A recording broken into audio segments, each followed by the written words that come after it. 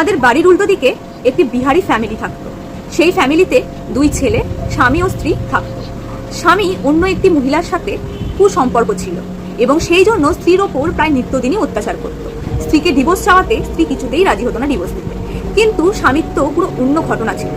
স্বামী একদিন সিদ্ধান্ত নেয় যে স্ত্রীকে চিরতরের মতো সরিয়ে ফেলবে। সেই কথা মতো সিনেমা দেখার নাম করে তাকে একটি অন্য জায়গায় নিয়ে যায় এবং সেখানে তাকে গায়ে কেরোসিন তেল ঢেলে পুড়িয়ে মেরে ফেলে এবং সবাইকে সে বলে যে সে গ্যাস লিক করে মারা গেছে। তার মৃতদেহ যথারীতি বাড়িতে আনা হলো। স্বামী তো খুব খুশি, বউ মারা গেছে, এবার নতুন প্রেমিকাকে বিয়ে করবে। কিন্তু না, এমনটা কিছুতেই হলো না। স্ত্রী মারা যাওয়ার পর স্বামী একলা ঘরে থাকতে পারতো না। তার মনে হতো তার স্ত্রী তার আশেপাশে ঘুরছে, তাকে সব সময় রাখছে। সে সবসময় ভয় পেত।